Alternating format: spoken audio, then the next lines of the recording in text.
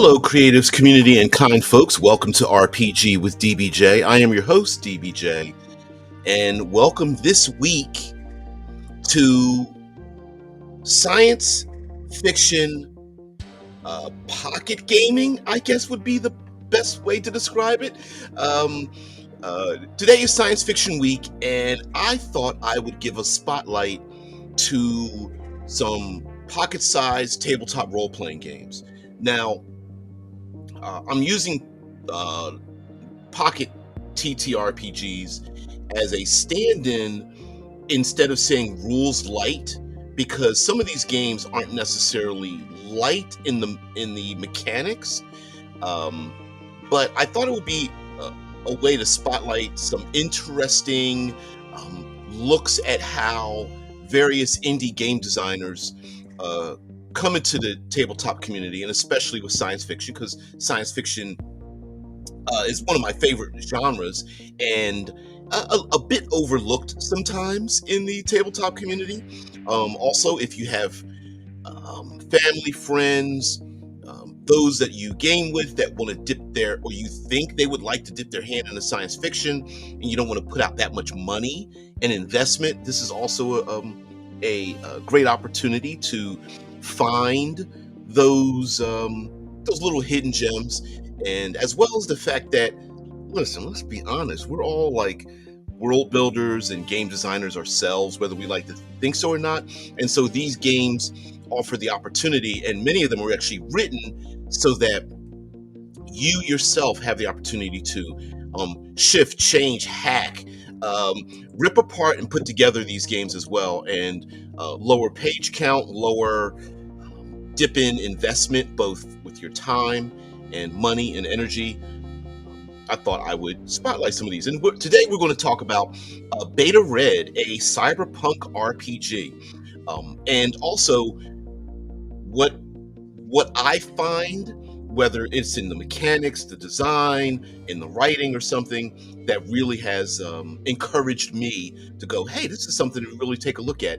And a lot of these are things that not necessarily were brought together by the makers, but something I think usually, especially this game, has some traits in it that I go, hey, this is actually kind of a good idea if the designer created it by accident, essentially. So Beta Red is a cyberpunk game, and if you guys know about the cyberpunk genre, it's all about mega corporations, concrete and steel cities, a propensity for technology to be a bit ubiquitous, and individuals. There's only two classes of people: the downtrodden and the ultra rich. And the ultra rich almost always live in a gilded cage of sorts, high above the population, most of the times even above the gravity well. So those down on Earth usually are left there to usually those that are left there on Earth are the dregs of society, put there not through any choice of their own. Player characters are often the intrepid adventurers and heroes of the story in dark noir settings, and this is no different. Drew says, minimalist, a world building that only focuses on getting the theme across instead of creating unnecessary details, is my jam. And this is very much that way. There's also, I don't think enough credit is given to minimalistic tabletop RPG creators, and I like the word minimalism rather than rules-lite, because due to word count or lack thereof, they kind of have to get to the point, right? And many times what ends up happening is we don't value the minimalism, but it actually takes an experienced hand to use, let's say, in a visual context, like a graphic design, to use a very simple logo or simple line drawing to get across a complex idea. And that's not often valued in our tabletop community. We often value page count for value, and I would hope that um, that many of you who are come past the channel rethink that. Yeah, Drew says if details, then I prefer them rather idiosyncratic and more as a jumping off point to get weird and not as something to emulate. Yeah, you get to and you'll understand it. When I explain what beta red means, and yes, that does look like a pill. So this is the tabletop games, the physical representation of it. I do have the PDF. We'll get into that. Page count wise, it's less than 60 pages with some artwork and character sheets and those who supported the game. So 60 pages, really easy. And now my version was a Kickstarter version, and it came with a minimalistic screen. The screen is pretty darn small, right? Which is nice. It gets all your relevant information that you need, or action reference screen. Real easy here. Uh, Came with a quick start guide. Also, there's a free quick start guide as well. Down in the link below, where you can find it on drive-thru-RPG. Real easy quick start guide. Easy to reference. You could highlight it and such. Scott Alls is the creator, and of course got a signed copy of the quick start guide, and then some please buy some other things, check out the Patreon, etc., and then a little message to the people who yeah thank you very much for pointing that out. Mind you, uh what was this, what was the year of this game? 2021. I guess that was during that time, although in interviews he admits that he used the beta and the color red because there were other games out there like Delta Green and yeah. Uh, what were some other games? Alpha Blue was a game that came out, and he's like, let me pick a Greek word and another color that relates to the same thing. So that's what he claims. But it is very funny because I was thinking the exact same thing, like red pills for the betas. Yeah. Oh man. Okay, so this is definitely a cyberpunk game through and through. Okay, and one of the major parts of role playing in cyberpunk and such like that, like I told you, it's about megacorporations, the ubiquity of technology, where technology has gotten to the point that what we consider to be high technology is like trash in the future. Also, there's a lot of style involved, holograms. It seems to be raining all the time, very noir-ish in this kind of world. Humanity seems to be what's another trope of cyberpunk? The value of humanity is very low. So yeah, commercialism is run rampant, and I'm going to give a hint as to something. Hey, thanks. Here's a hint to something else. This is on page 1, and at the very bottom it says, warning, transhumanism is part of the cyberpunk genre. If you have a problem with the term trans, turn back. And it's basically in the face of those people who are just like offended by that kind of stuff. And I'm gonna bring you a thought that I have about this game, not by the designer, but by me, that really embraces the trans in transhumanity, both in our current culture and in the future. Yes.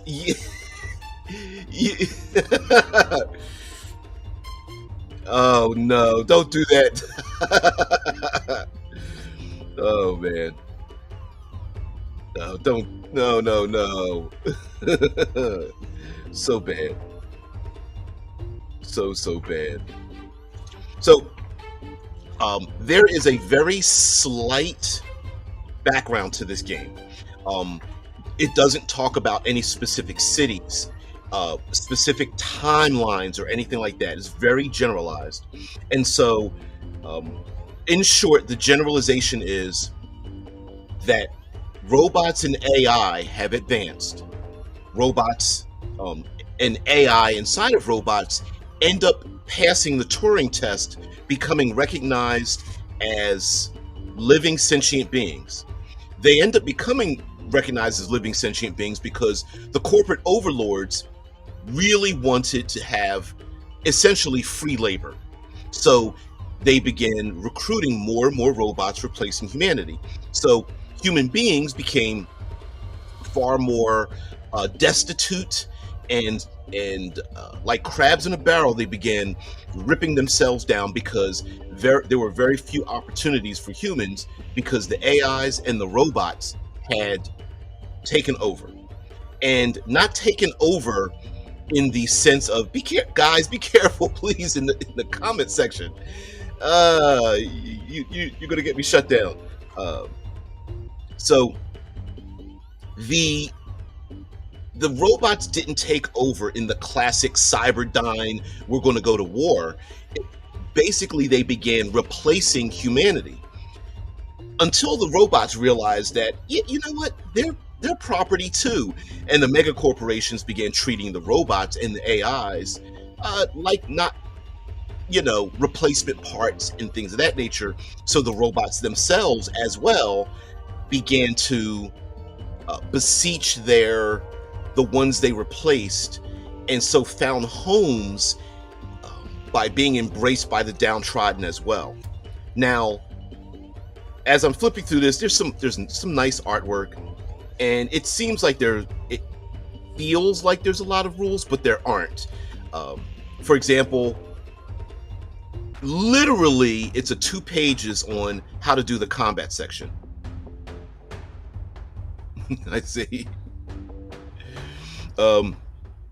And you guys, thank you. There's some attack actions. It's literally a 2-page spread. What actions you can have, from a chokehold to evasion, Overwatch, a ninja strike, a feint, a head slam, throw object, things of that nature. I'm just flipping through here because we're going to go back to the beginning. So don't worry about any details in just a minute. But the drug Beta Red. How to fly. Can you fly, Bobby? This is how to operate vehicles. Land-based, aerodyne, vertical takeoff and landing vehicles, things like that. How to talk.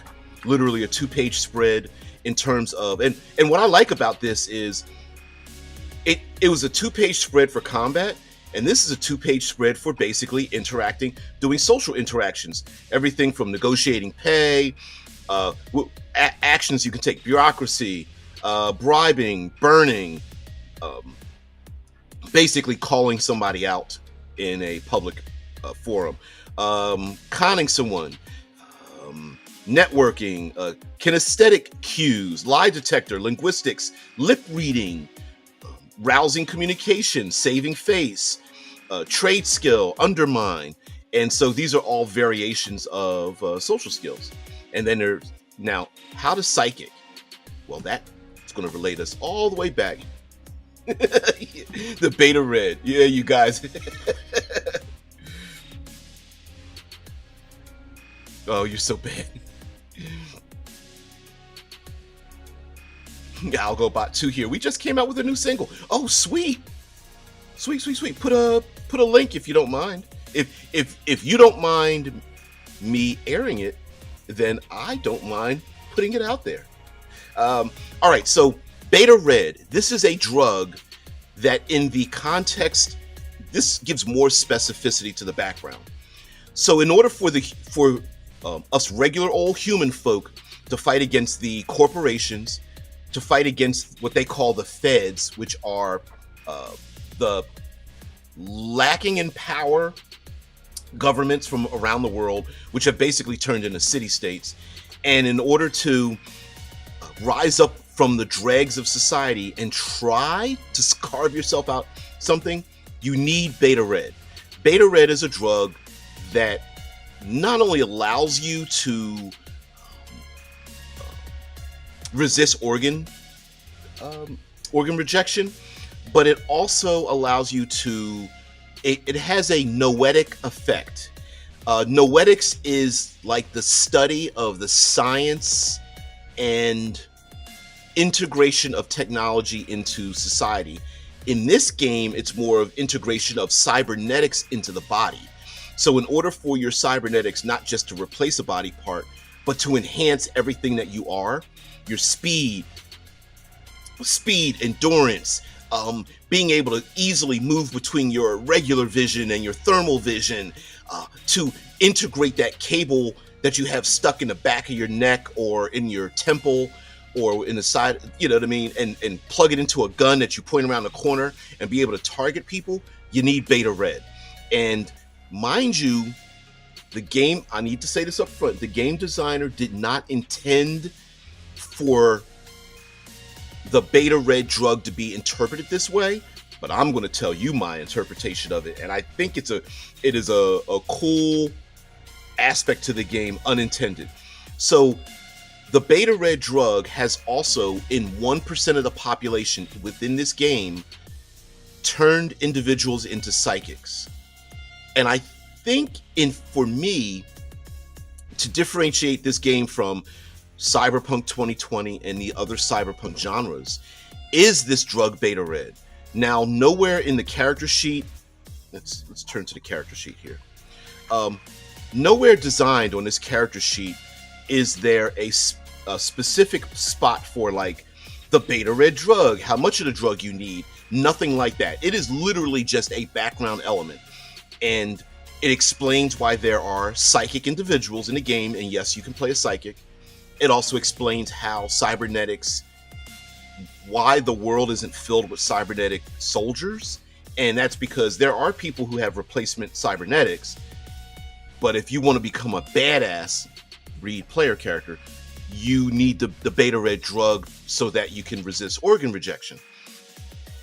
What I like about the idea of the beta red drug itself is that it's an allegory to the man telling you what you can and can't insert and use in your body to become the person that you always felt that you wanted to be.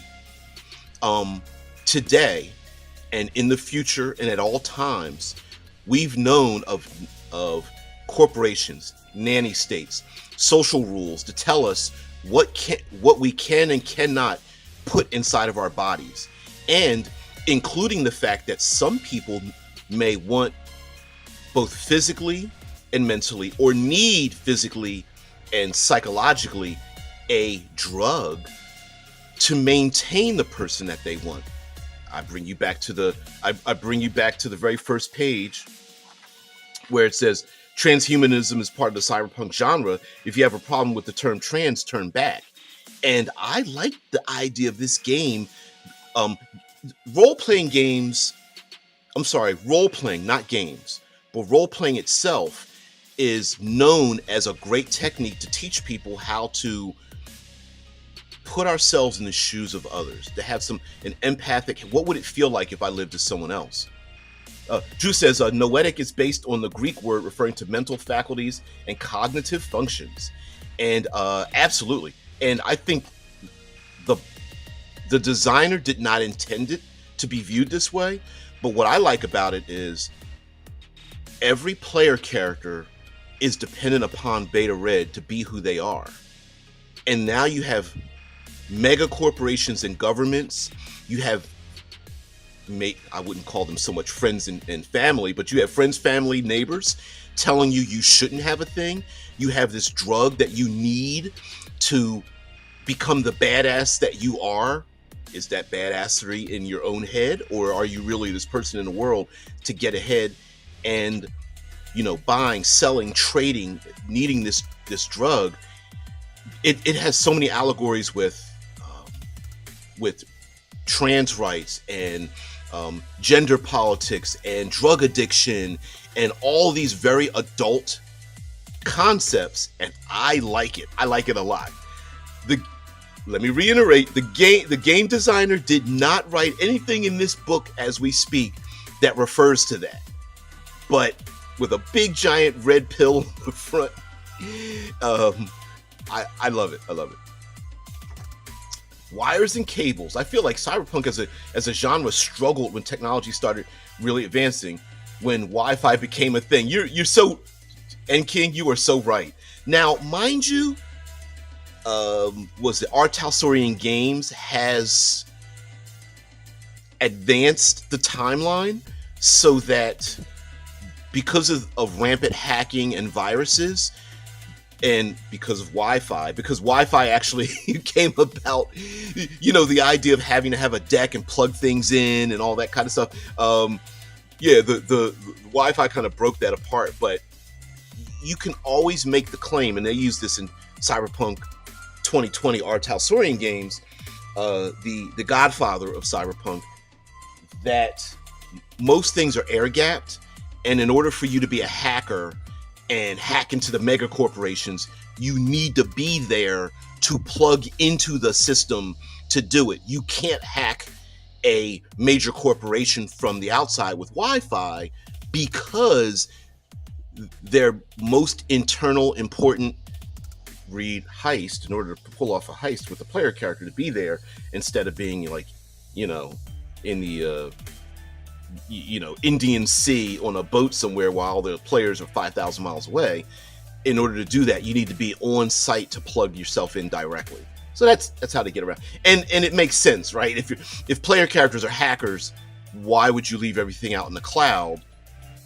Why wouldn't you air gap everything, and you need to be on site? So Drew says, reminds me of Slay. I mentioned multiple times that my most played character there is a frother. The fun thing is that in real life, I do not even smoke or drink alcohol.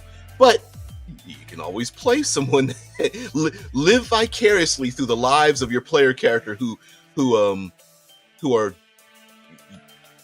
live fast, die young.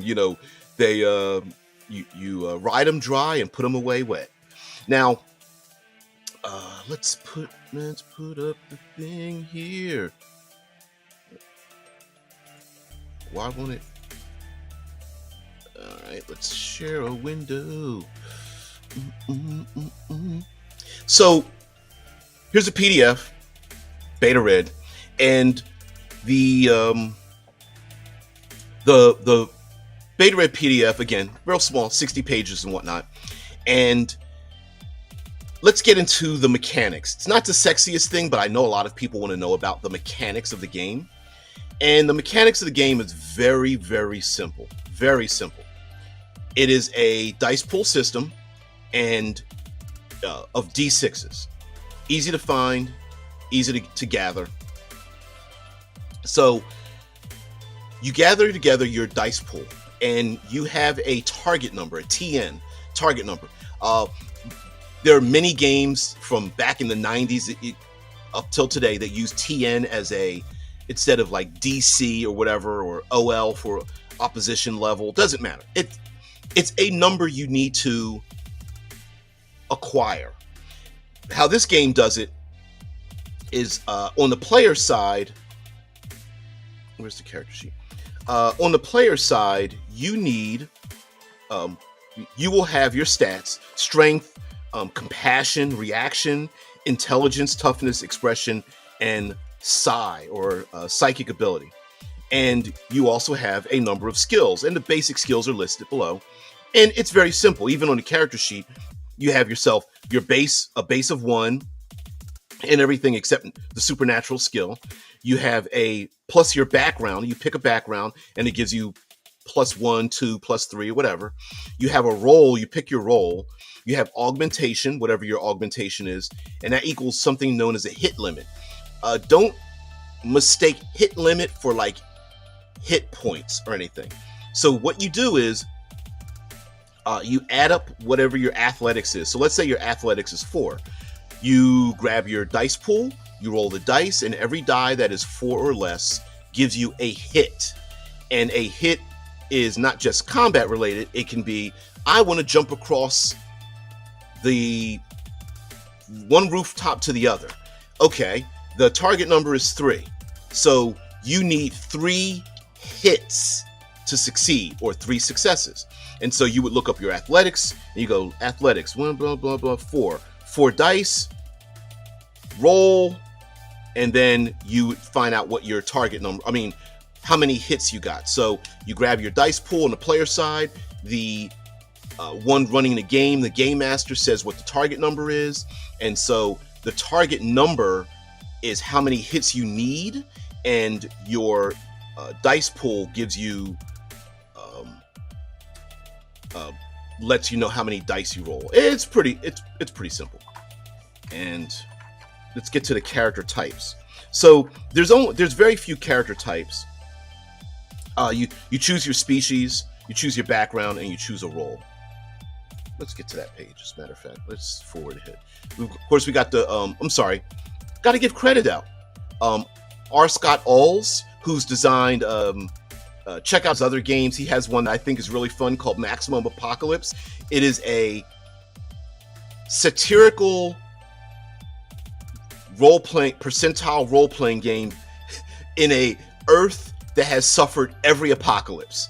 It's like alien invasion, zombie infestation, nuclear war, disease. Like it's every apocalypse you can think of. I think there's a meteor impact, some other stuff. It's pretty hilarious, and it's not meant to be hilarious. I like the idea of like, hey, what if every apocalypse happened all at once, and now you have to survive? So, yep, in the not so distant future, humanity's hold as the dominant race was almost assumed by robots.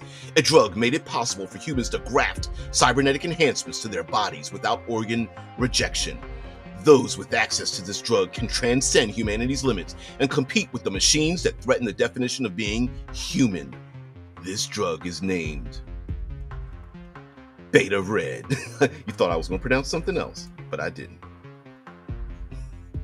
So, this game is written in a first person, not first person. It is narrated by someone. So it's like, so you want to know about Beta Red? Well, Chingu, you've come to the right place. And it has that someone describing it to you, a narrator positioning. And so you have difficulty levels or target numbers, and then you have skills are ranked between 1 and 5. And then so if you have a target number of 4, which is hard, and then you roll your dice pool, and then you need to get so many hits against that target number. So you need like 4 hits, and then it tells you where you are and what the world is. It's a little background. I like this artwork here. I don't know if they meant to do this, but it does literally look like this cyborged individual has like 2 chambers filled with like Beta Red sticking out of the back of his neck or something. Don't know if that was done on purpose, but I like it. I like it a lot.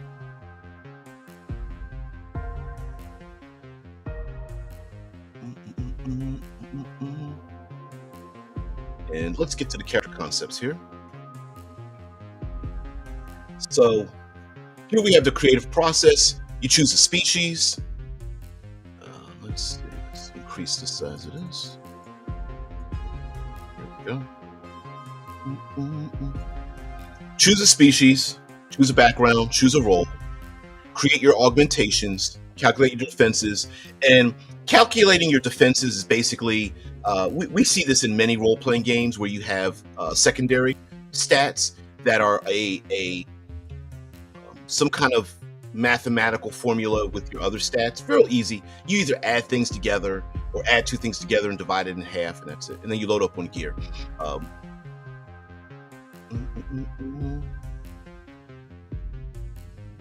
So here we have a number of these things.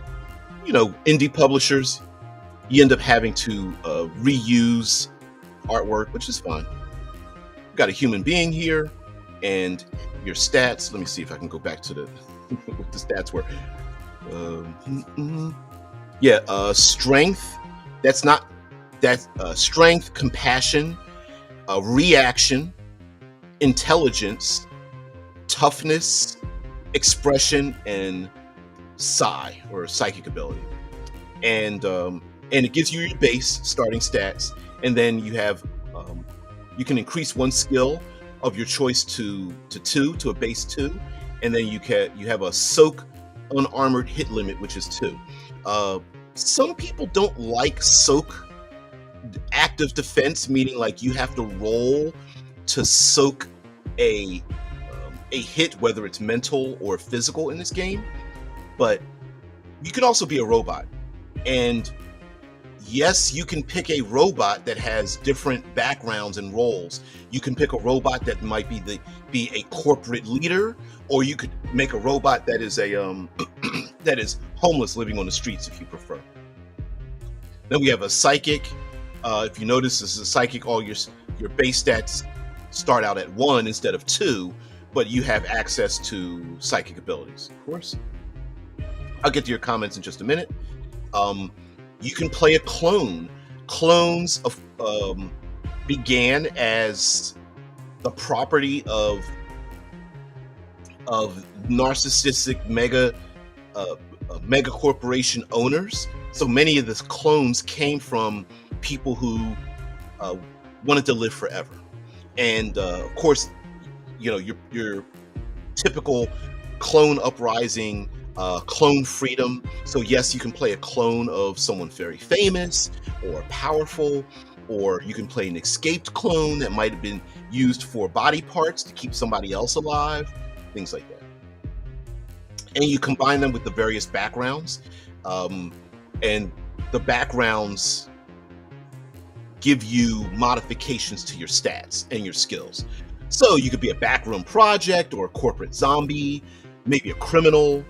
You grew up on the mean streets. Maybe you came from a picture-perfect background, like you were kept away from the streety greets. Maybe you were a soldier, and it gives you bonuses to your stats. And mind you, again, if you were psychic, a clone, or a robot, or a human being, you can mix and match any of these. And then you have a role. The kind of role you're going to play in the game, whether it is as a here we go, whether you're going to play a cracker, like a hacker, a code slinger, driver. We know what the face is, the mechanic, the muscle, the reader for psychics only, and a sneak. And one of the as a psychic, one of the slang terms for them is called a perv or a scanner. Mind you, perv doesn't necessarily need to be bad. Maybe it's someone who can who has a purview psychically of the region, but I'm sure that's not what it is. And if you take a look to the right of this list, they have a save hit limit, and this is, for example, the cracker has a higher mind to resist harm than say the muscle. The muscle, who has a body of 3, has a higher save hit limit. It's basically, if you want to relate it to classic D20, it's like a saving throw to soak and resist damage to yourself, whether it's your body, your mind, or your heart. And so it is a. I'll get back to the soak damage thing in just a minute. Lastly, augmentations. So normally when we think of cybernetic augmentations, we usually think it's a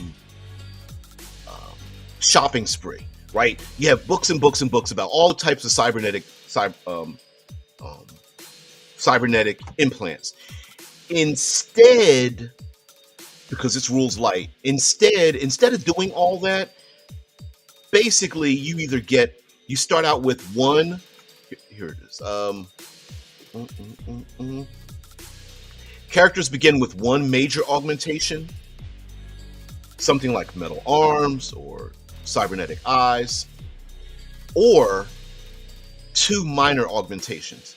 And instead of going through the whole, 50 pages of details, instead, each augmentation just modifies your stats or skills, and then you describe what that augmentation is like. It does have prices here if you want to have, if characters, are rewarded with cash and money. No, Sophie, no, because you're going to knock the camera down.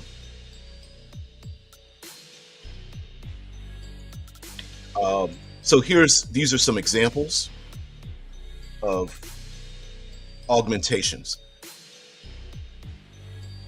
Cybernetic arms give you strength +1, holdout compartments, dopamine injectors, whatever. Heads up display vision, neural links, that sort of thing. Let me get back to you guys have a lot of comments here.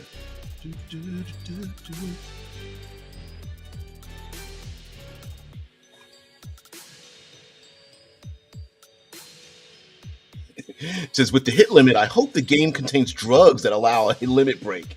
Not exactly sure. It's like I said, the game, the idea of the beta red drug isn't really incorporated into the character. Like, there's no mechanical necessity for it's not like characters need to have 3 injections per game day or anything like that. It's literally just a feature of the background of the story that, to separate you from the masses, you've taken beta red, which allows your cybernetics to make you a badass, and that's it. This is nice backtracking. Thank you. Literally, that's it. Now, for me, as a world builder and a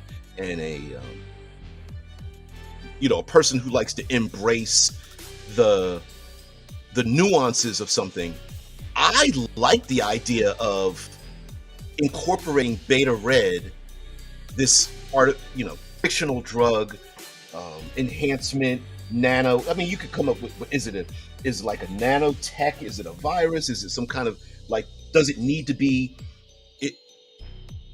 does the beta red drug need to be specifically made just for you as a player character, or is this something you can buy on the black market? Of course you can buy it on the black market. Why would I say you couldn't?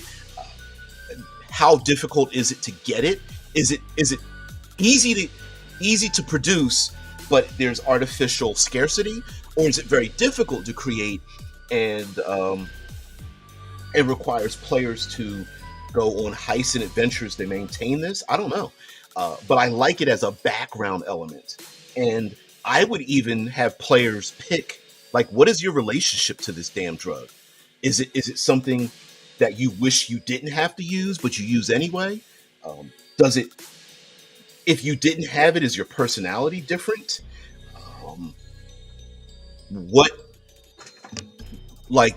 Are you living your best life when you're on it?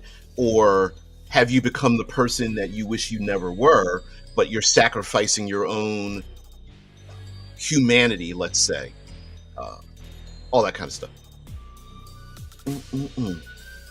If you notice in the middle of this character sheet, they do use a step dice or chain dice system for gear, because gear can go bad. Gear, ammo. It's not like you can buy a heavy armored jacket and an automatic rifle and you're done. No. It can. You can run out of ammo. Your armored jacket can get one too many bullet holes in it. You can jump through a fire or whatnot, and then your gear goes down. And it's essentially a randomizer that you roll the dice, and if you get a low number, it steps down another die, etc., etc. We've seen this before in, the Black Hack, Mecha Hack, and some other games use the exact same thing with step dice. Some creds. And then some augmentations. What the modification is, the effect and the enhancement. And then there's calculating defenses. Now, active defense / soak rolls. So The reason why there are people who love active defenses is because you get to roll more dice. And it means that when your character suffers something, it's basically a saving throw. That you roll the dice to find out that blast in the chest from a shotgun when you stepped through the door and didn't realize there was someone behind it. How much damage do you take? Now, the best part of it is you get to roll dice, and players love number hunting. And if you are someone who loves to number hunt, you can always get more and more dice in your dice pool to resist harm. Any Shadowrun, everyone? Anyone grabbing a bucket of D6s and rolling them to with maximum effect, right? The downside to, in my opinion, to active defenses is that you don't have a consistent defense against everything. And in this genre, you really don't want that, right? Maybe your armored jacket blocks a bullet, but this time you walking down the street being cool, having your ankle length jacket swing out behind you makes you look cool, but you also didn't button your damn jacket up, and so a bullet slips behind the bulletproof vest or something like that, or you got shot in the back of the knee where your jacket didn't protect you because it stopped at your waist or something like that. It means that your defenses are never consistent, and that can rub some players the wrong way when they're looking for a game with hyper consistency itself. Where max health points equals 10 plus your toughness, etc. We've seen this in any number of role-playing games where you use your stats to mathematically figure out another stat. And there's bracing. You can brace yourself for impact or damage. You can mentally brace yourself as well. Of course, there's gear. You gotta be able to buy some gear, and there's damage from different types of weapons, from tiny weapons like brass knuckles, a pocket knife, or a sharp rock, all the way up to large weapons like a katana, vibro weapons, nanofilaments, etc. Do 3d6 plus strength damage. Its strength usually is like between 1 for a very weak character, up to like 4 or 5. Small numbers, including like your health level is 10 plus your toughness. Toughness goes from like 1 to like 6-ish, maybe. So hit points, health is very low. Even ranged weapons. For example, if someone uses a medium range weapon like a 9mm pistol or crossbow or something, it does 2d6 damage. Now, if the average health is like 12 to 14, most of the weapons you're dead in 2 hits, or if you larger weapons like 44 magnums or small cannon or large cannons will just blow your character away. So death is pretty easy in this. But again, like I said, step dice. Step dice. I'm looking at step dice. Sorry. So like I said, soaking rolls is like your built-in toughness, luck, evasion, dodging, stray bullet. It just nicked me. That's basically what that is. Usage dice, weapon modifications, and of course you have different munitions for firearms. You always have to have different munitions. Flechette rounds, incendiary, of course, zap caps, things like that. Common technology and the price of them, like a basic chip, a click, a deck, GPS system, visor. These are like a click that sits on your wrist is basically a communicator. It's got like a 3D holo projector. We see this in movies and graphic novels and artwork and things like that, where there's a hologram floating above someone's hand or wrist and whatnot, talking to someone else who's berating them for no good reason. And of course, there's drones. This was written in 2021, so drones and drone technology was a thing, or is a thing in this world, and so players can have drones. You can describe what your drone is like, and of course you use your action to command a drone, and there's different prices and ratings for the drone. And there's some upgrades to it. You could throw some melee weapons in it or ranged weapons inside of your drone. There's also medicine and healing, things like that. Yeah, med patches, hospital stays, body shop visits.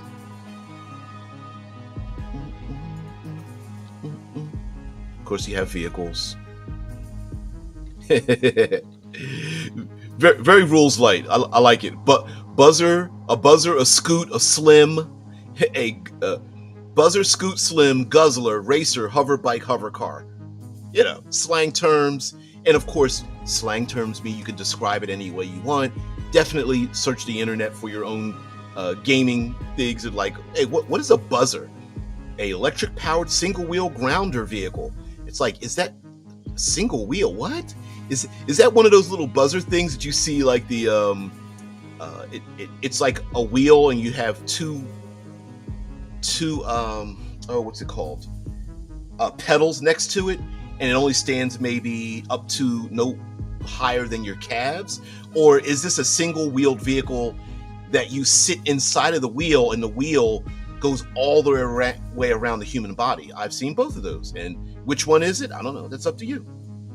Consumables and stuff. You got to have drugs. There's grenades, synth snacks. Got to have some snacks. Zappers. And of course, we have ourselves some artwork. Let's get back to what you guys are saying.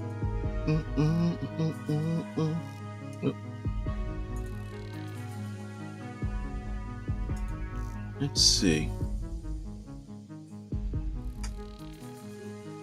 You're so funny. What a waste to have stop it at the waist. Hey, what a waste to have it stop at the waist. Yeah. Body shop is probably for the full Borgs playing. Yeah, exactly. I don't want range weapons. I want rage weapons. I did say that, didn't I? A rage weapon would be a Twitter account. Boom, boom, boom, boom. Yeah. Now, as far as like the background of this game, you gotta have drugs. Quote. Oh man. Now, as far as the background, does the game mention, like, I don't know, Cyberpunk 2020, Chiba City? Does it mention what happened on the Eastern Seaboard? Does it mention what happened in third world countries? Does it no? The game, this is for your own purview. Does the game tell you that the mega corporations are living in space habs floating up in orbit, and they look down upon Earth after having dropped tungsten rods down onto an uprising? Nope. But if that's something you want to add in the game, you absolutely can.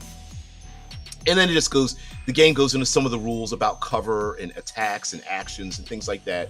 And this is just an example. Actually, I'll increase the size of this so you can just take a look at some of how it operates.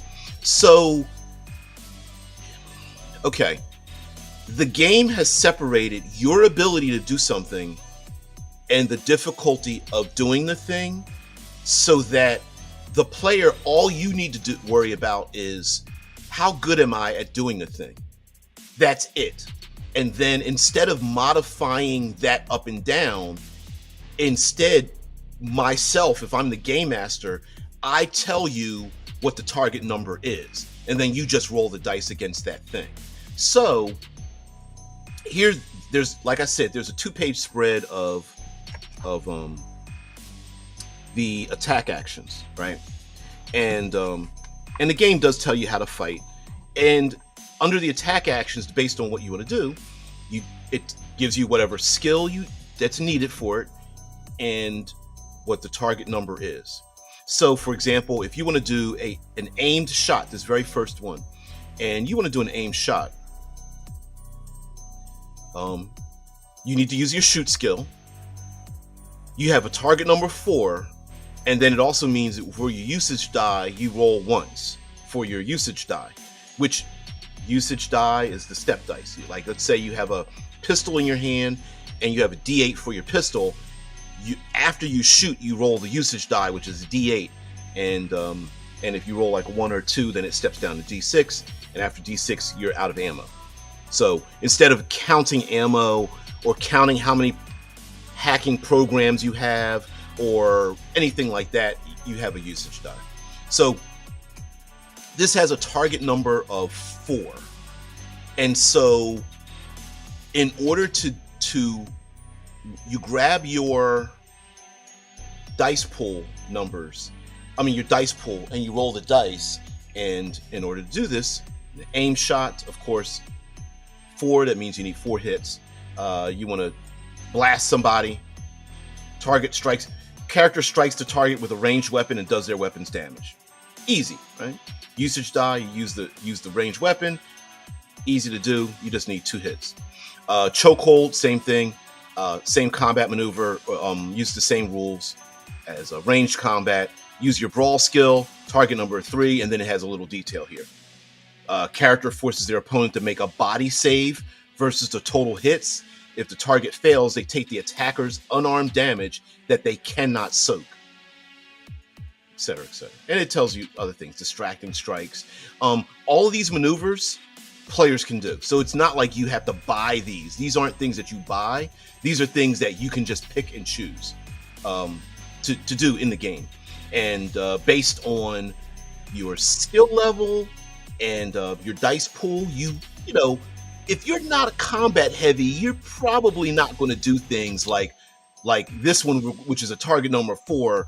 If you're a hacker, you're probably not going to want to do a head slam, even though you, especially if you have 3 dice and you have a target number 4, you're like, yeah, I'm probably not going to make that. Leg sweeps and ninja strikes and things like that, but you could try it. And then, of course, there's how to hack, how to crack codes, and it gives you and mind you, hacking is the same skill system as the rest of the game. So it's not a mini game off to the side while everyone twiddles their thumbs. If you are the hacker in the game, you have certain skills that you can use that other people can't. Just like a psychic, you have psychic skills that other people can't, but they still operate the same way. So, brute force, penetration, yes, I said it. Overclocking, bypass, overload systems, crack augmentation. Yes, can you hack another cyber up character? Yes. Yeah, the cracker takes control of the target's augmentation, causing target number +4 to all actions until they make a target number 4 mind save. A target number +4 to all your actions is pretty horrible. Sleaze, spike, eject, spoof, unlock. And then there's more details about network admin, like when you have network combat. It's just a little more details about hacking. And then there's, of course, we have to have psychic abilities. Virtual reality talks about stats in virtual reality. There's a word here called capital letter Scrite, SCRITE. Sometimes it's also written in here SCRITE, and then in parentheses it'll have a small p. Scrite is an in-world number code similar to what here in the United States we call a social security number, but it's also the acronym for your stats. So let's go to the character sheet, and on the character sheet, I might be reflecting too much light here.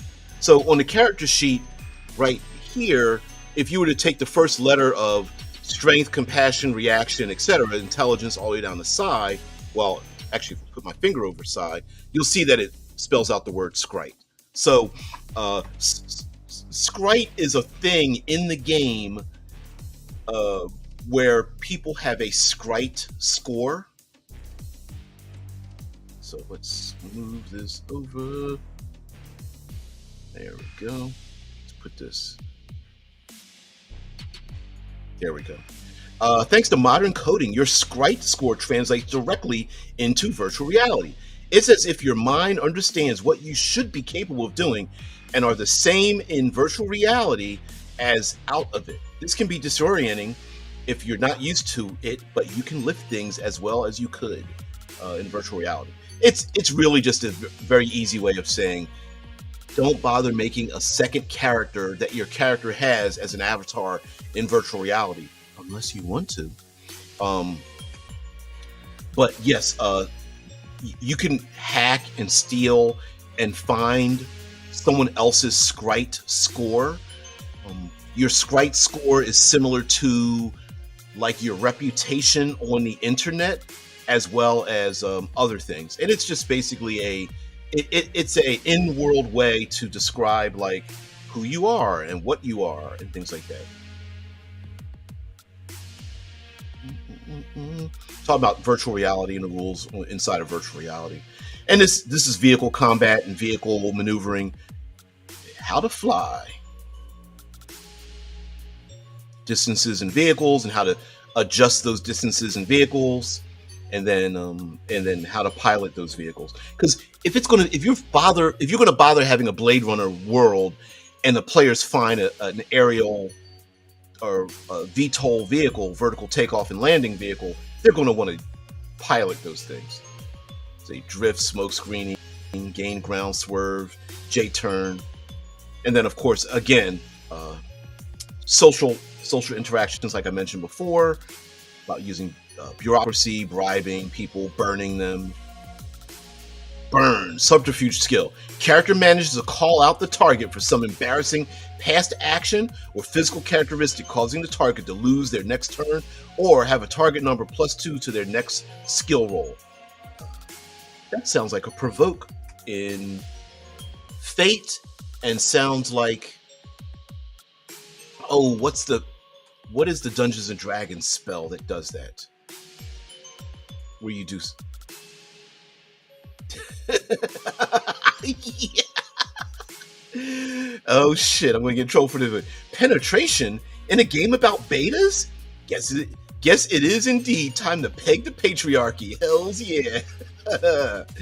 Yeah, like I said, the beta red is it an allegory for some current things? Sure, if you want to look at it that way.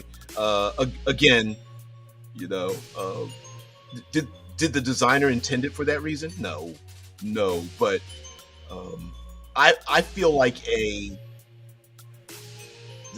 through line through all the adventures that the players go on, all the heists and the missions and things like that, that the idea of where does Beta Red sit in the player's mindset and how the world looks at it, I feel is a very strong thing to do. Meaning like maybe the player character has a dependent, like a sibling or a family member or a best friend that is addicted to Beta Red. Maybe the character is having withdrawals from taking Beta Red. Maybe the character, when lived in a corporate hovel that prevented them from getting Beta Red, and the Beta Red drug really allowed them to, they feel like they're not in the skin they were supposed to be born in, and their mind doesn't recognize their body, and Beta Red through high technology allows them to be that person. And maybe the nanny state is like, no, you can't have it, and the reason why you can't have it is because we said so. So psychics have access to these particular skills. They call them skills. I guess you could call them psychic powers. But just like a hacker has specific hacking skills, the same thing is done here for the psychic. Excuse me. Psychics have something known as backlash. And backlash is when you use the psychic power, you are then attacked and you have to soak the backlash. So whereas a person who likes to run and gun might get shot, instead when the psychic uses their powers, they are mentally assaulted by an attack, and it's by opening themselves up. So like astral projection has a pretty high backlash of 7 and a high target number. and there's some other psychic skills. And again, the same rules apply, if, so that the psychic doesn't have a mini game, and such. And it even has a special rule here: psychics versus psychics, psychic on psychic behavior. Psychics can counter another psychic's action by sacrificing a turn and making an opposed supernatural roll against their target's hits before the result of the action is revealed. It's basically like counter magic. And psychics have a special skill called supernatural that they use to roll their dice pool. And of course, if you're going to bother having psychic powers, that means you're not using points for your other things. So psychics tend not to be very good hackers or run and gun or face characters and things like that, because they're spending their point on other things.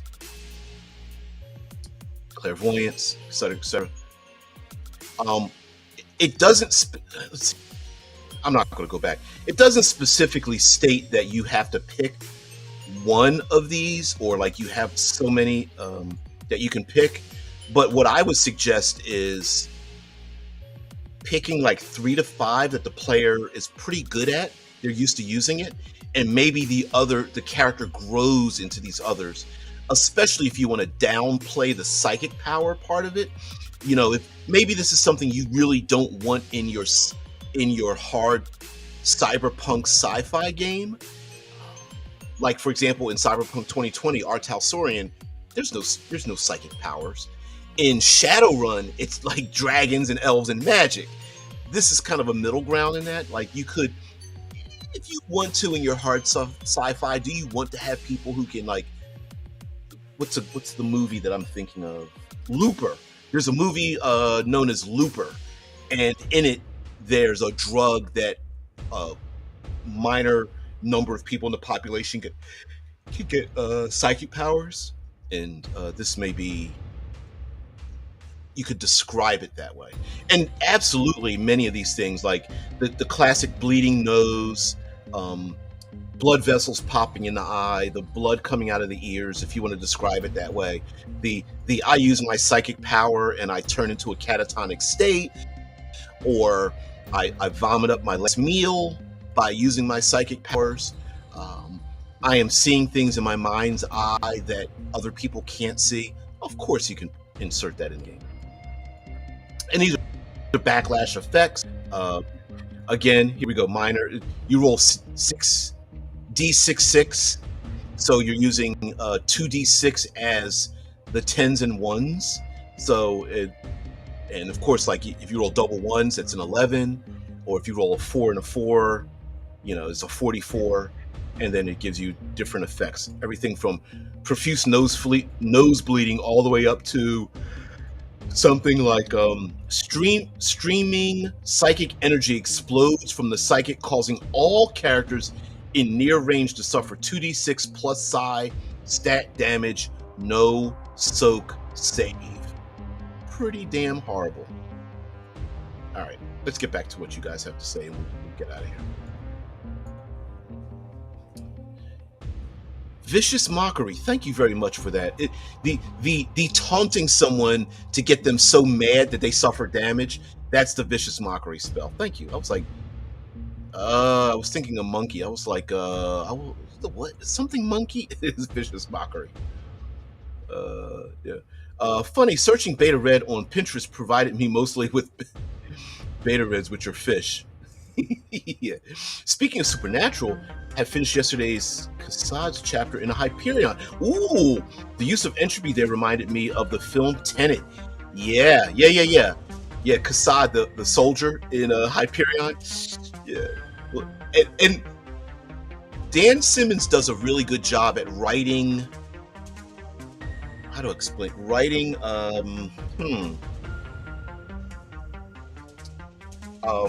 The Cantos pulls you in, and you almost forget that the first book is told amongst a number of travelers on a pilgrimage to the alien world of Hyperion and why they are there. and it's pretty cool. So anyway, guys, thank you very much for letting me show off this game to you guys. Beta Red, like I said, 60 pages, not much to it. Maybe you want to introduce your players, or you want to play a cyberpunk game, but you don't want to read a 300-page book, or you don't want to play the other cyberpunk games because they already have their own settings, and you want to make up your own, and you don't want to be tied to a specific genre and setting, whether it's a movie or a role-playing game or something. Like, you don't want to play Shadowrun, and you're like, everyone talks about Cyberpunk 2020 and Cyberpunk Red, and I don't want to play that, so let me find something else. And this is a good alternative to that. And also, like I said, today and the rest of the week, we're talking about pocket RPGs, and as a tabletop role-playing game, very much you can stick this in your pocket, play, and like the game. Thank you there, Scott Oles, even sign the inside portion of it. But yeah, take all your stuff, stick it inside the book, stick it inside of a jacket pocket or something like that, stick it in your back pocket, or hide it inside of an old magazine or whatever, and you're done. So guys, thank you so much. Let me get to the page at the end of this. This talks about the setting materials. It gives you random tables to generate like cities and environments and weather and things like that. Random megacorp name generation as well. Let's go with New Gene Dine, or Cyber Terra Works, or Bio Arc Tech, or Digi Micro Links, or whatever the case might be. It's very, very dumb fun. Street Gang Generation. Their name, let's go with Chain Girls, known for assault and battery, and is a poser group. Or Children of Destructors, known for prostitution and is a groupies of a band. Or let's pick a color. Let's go with the Blue Katanas, are known for pharmaceuticals and augmentations and are a mafia affiliate. Things like that. Illegal drug generation, mega city map creation, and districts and such. Random names and what they have about them. Common major augmentations and enhancements, of course, and the names of those things. There's a list here, so you can just copy and paste that list if you want to. Humans and clones and making up NPCs. Street ganger, corporate tech, homeless urchin, law enforcement, mobster, blah blah blah. Typical stuff in Cyberpunk. Robots, random robots, psychics, network anti-intrusion software randomizing, and then some artwork and cinematics. Cinematics are, if you don't want to roll every single die for every single action, what you can do is create a scene, like a montage scene, and then you apply a target number to the scene. So you decide whether it's an easy, medium, or hard series of events, and each round the players decide for, like, let's say you get a medium cinematic, and in round one there's two events that happen. So you want to say, oh, you guys are going to steal some files, digital files, from a corporate headquarters. So the first event is sneaking past the guard, and the second event is unlocking a sealed magnetic locked door. And then in round two, what do the players do? And then round three, everyone decides what they do, and then the target number are you take the round, and then the target number here, you add +2 to that round. So it gets harder and harder and harder. And then their success, you describe, everyone collectively describes what happens as a result of that thing happening. So it's not necessarily I'm rolling my gun skill to shoot. What you're describing is, there's a gun battle. Great, I'm going to use my gun skill in the gun battle. Here's the difficulty. We describe what the gun battle is like. I duck behind something. I do a slow motion dive to the side. Bullets stream past my head. I shoot at the lights above them and darken the room. Then I move in close to block, and you just describe what you're doing. This is an adventure, Strange Dreams. Talks about the aftermath. It's only like 2 pages. And then there's another thing here, Return to Sender. It's another game for adventure, heist, mission, job for 3 to 5 beginning players. Talks about what happens. It's like 2 pages long. Then we have some artwork and our classic character sheet. So guys, thank you very much for being part of the show. Really appreciate it. Let me get back to some of your comments and then we'll get out of here. Squad says, thanks for the show, y'all. Hope your next Faction of Eternity gets off to a good start. Yes. What are we doing tomorrow? I can't remember. Doesn't matter. It'll be science fiction. It'll be a small book. Guys, thank you very much for being part of the show. I really appreciate it. And also, everybody, have a great day. I will see thee later tomorrow. Peace and tranquility. 6 a.m. Eastern Standard Time. Peace. I'm out.